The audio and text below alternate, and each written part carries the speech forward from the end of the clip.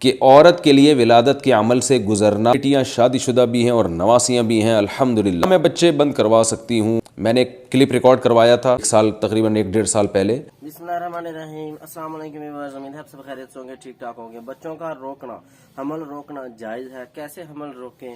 کیا ایسا کرنا ٹھیک ہے؟ آج ہمیں بتائیں گے مفتی طارق مسعود صاحب اس ویڈیو میں۔ کیا حمل روک سکتے ہیں؟ بچوں کو روک سکتے ہیں؟ بچوں کی پیدائش کو روک سکتے ہیں؟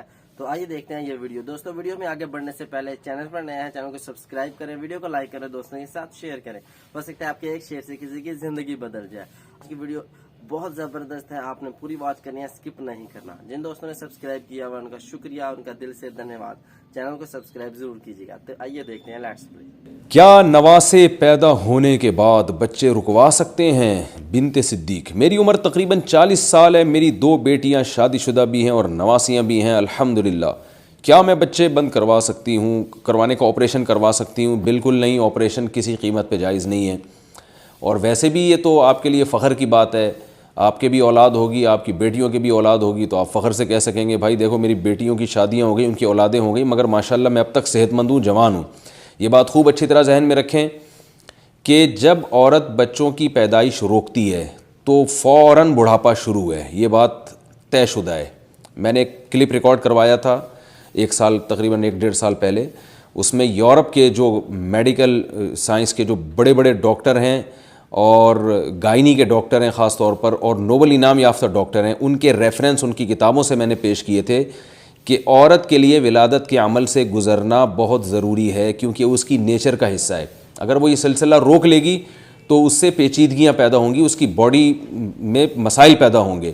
تو اس لیے جو خواتین چاہتی ہیں کہ وہ اچھی صحت رہے، ان کی جوانی برقرار رہے، تو ان کو نسل نہیں روکنی چاہیے۔ ہاں یہ ضرور ہے کہ جو اولاد جن کے ہاں ہوتی ہے اس کے لیے ظاہر ہے صحت بھی چاہیے، خوراک بھی چاہیے، تو خوراک کو فوکس کرنا چاہیے۔ بالکل اس کی مثال ایسے ہے کہ جو شخص ورزش کرتا ہے نا، ایکسرسائز کرتا ہے، جم جاتا ہے یا جاگنگ کرتا ہے، جاگنگ کرنے کے بعد آپ دیکھیں اس بیچارے کی حالت خراب ہوتی ہے، ایک دم انرجی کیونکہ بہت زیادہ سرو ہوئی ہوتی ہے، پسینہ آ رہا ہوتا ہے اور بستر پہ آگے پڑ جاتا ہے۔ تو اس کنڈیشن کو دیکھ کے اگر کوئی یہ کہے کہ جاگنگ کرنے سے صحت خراب ہوتی ہے، دیکھو وہ جاگنگ کر کے آیا اس کا کیا حال ہوا ہے، تو یہ کیسی غیر معقول دلیل ہوگی؟ اس لیے کہ بھائی وہ وقتی طور پر ہے، اب جب یہ خوراک کھائے گا تو دوسروں سے زیادہ یہ خوراک اس کی باڈی کو لگے گی اور دوسروں سے زیادہ یہ اس کی صحت اچھی ہو جائے گی۔ تو جیسے ورزش کا اصول ہے کہ ایکسرسائز کے بعد آپ کی انرجی بہت یوٹیلائز ہوتی ہے، اس لیے وقتی طور پر آپ کمزور بھی ہوتے ہیں، لیکن آپ پہ موٹاپا نہیں آتا۔ آپ جو خوراک کھاتے ہیں وہ انرجی اس سے پیدا ہوتی ہے اور وہ انرجی پھر یوٹیلائز ہوتی ہے، تو یہ پورا ایک سرکل چلتا ہے جس سے آپ جوان رہتے ہیں۔ تو بیائی یہی حال ان خواتین کے ساتھ ہے جو باقاعدہ ولادت کے عمل سے گزرتی ہیں، ان کی انرجی بہت زیادہ یوٹیلائز ہوتی ہے، وقتی طور پر ولادت کے بعد وہ کمزور ہو جاتی ہیں، لیکن جب پھر خوراک کھانا شروع کرتی ہیں تو دوبارہ یہ ریکوری ہوتی ہے اور پہلے سے زیادہ اچھی ان کی حالت ہو جاتی ہے۔ تو جو اس پروسیس سے آپ دیکھیں نا، پہلے زمانے کی جو خواتین تھیں، جو ہماری دادیاں نانیاں تھیں، وہ تو جانتی نہیں تھی برتھ کنٹرول کیا ہوتا ہے۔ ان کے زمانے میں نہ ایسی دوائیں تھیں، نہ وہ ان کو پتہ تھا کہ یہ کیا ہوتا ہے، تو ان کے یہاں تو بہت اولادیں ہوتی تھیں اور 95 سال انہوں نے زندگیاں گزاری ہیں، اور نہ ان میں موٹاپا آتا تھا۔ جو بائی نیچر جن کا وزن زیادہ ہو وہی ہوتی تھیں، ورنہ تو آج آپ دیکھیں کہ خواتین کی حالت کیا ہو گئی ہے شادی کے بعد، جو ان پہ ایک موٹاپا چڑھنا شروع ہوتا ہے، اور پھر ایک موٹاپا ایک بذات خود ایک بہت بڑی بیماری ہے۔ یہ وجہ اس کی ہے کہ فطرت سے لڑ رہی ہیں۔ عورت کے بارے میں جو کہا جاتا ہے کہ بچے پیدا کرنے کی مشین نہیں ہے، تو یہ صرف لفاظی ہے۔ فطرت نے عورت کے ذمے یہ کام لگایا ہے، اس کی باڈی کو جو ڈیزائن کیا ہے، اس کا جو باڈی کا اسٹرکچر ہے، وہ اس حساب سے ہے کہ یہ دیگر دوسرے کام کے ساتھ نسل کو بھی بڑھائے گی۔ تو اگر یہ آپ اس کی باڈی کی ریکوائرمنٹ اگر روک لیں گے کسی بھی طریقے سے، تو یہ نیچر سے ایک قسم کی بغاوت ہوگی۔ تو اس لیے اس بارے میں آپ غم نہ کریں، اور نبی صلی اللہ علیہ وسلم نے فرمایا کہ میں تمہاری کثرت پہ فخر کروں گا۔ حضرت عمر رضی اللہ تعالیٰ عنہ کا قول ہے، سوداء ولود احب الی اللہ من الحسناء التي لا تلد، وہ سیاہ کالی سیاہ عورت جو بچے جنتی ہو، اللہ کو اس عورت سے زیادہ محبوب ہے جو خوبصورت ہو مگر اولاد نہ جنتی ہو۔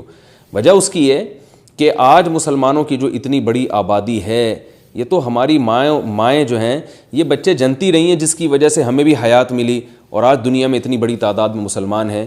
اگر یہ مائیں ولادت بچے نہ جنتی یا روک لیتی یا گروتھ ریشو کم کر دیتی، تو آج مسلمانوں کی اتنی بڑی آبادی نہ ہوتی دنیا میں کہ وہ ایک اپنا مقام رکھتے۔ جو ہے نا، یہ اسلام دشمن ان کو کھا کے ختم کر دیتے.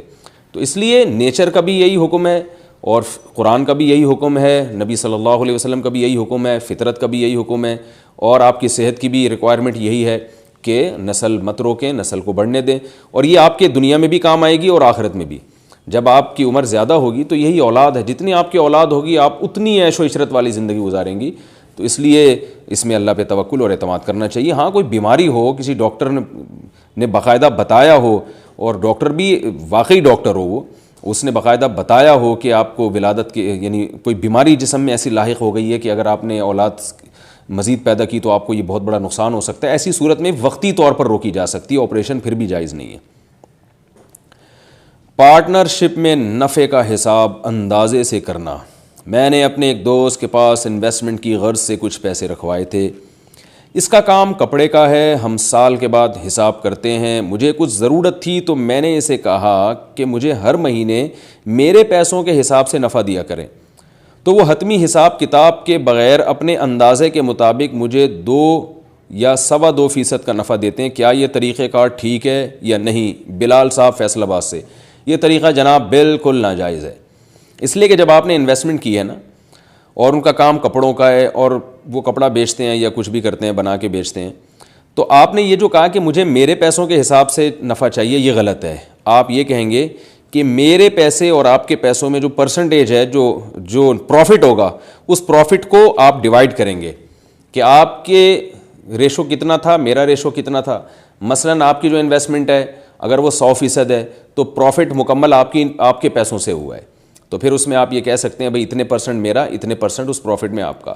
اور اگر آپ کی مثال کے طور پر 80,000 ہیں, 20,000 آپ کے پارٹنر کے ہیں, تو اس کا مطلب جو پروفٹ ہوگا تو وہ 80% جو ہے نا وہ آپ کے پیسوں سے ہوا ہے.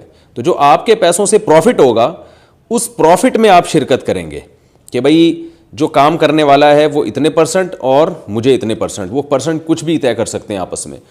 تو پرسنٹیج میں شرکت ہوگی اور وہ شرکت پرسنٹیج کی پروفٹ میں ہوگی. انویسٹمنٹ میں پرسنٹیج نہیں لگائی جاتی, انویسٹمنٹ سے جو پروفٹ آ رہا ہے اس پروفٹ میں ہوگی, اور وہ بھی طے شدہ ہوگی. اندازے سے جو آپ کے دوست نے کہا میری مرضی جتنا دے دوں, یہ ناجائز ہے. اس معاملے کو ختم کرنا اور فسخ کرنا ضروری ہے. مفتی طارق مسعود صاحب نے بتایا کہ حمل روکنا جائز ہے کہ نہیں. مفتی صاحب نے بتایا کہ آپ بچوں کی پیدائش کو روک سکتے ہیں کہ نہیں, بچوں کی پیدائش کا روکنے کا عمل ٹھیک ہے کہ نہیں. آپ نے پوری ویڈیو دیکھی. دیکھیں مفتی صاحب نے بتایا کہ حمل روکنا جائز نہیں ہے, بچوں کی پیدائش کو روکنا جائز نہیں ہے, یہ قدرتی فطری عمل ہے. اب اگر آپ روکیں گے تو آپ جلدی بوڑھے ہوں گے. اگر عورت بچے کی پیدائش کو روکتی ہے وہ جلدی بوڑھے ہوں گے. مفتی صاحب نے بتایا کہ خوراک کے اوپر فوکس کریں, نہ کہ اب یہ سوچیں کہ میں بچے کو روکوں گی اور میں طاقتور ہو جاؤں گی اور بوڑھی نہیں ہوں گی. غلط سوچ ہے.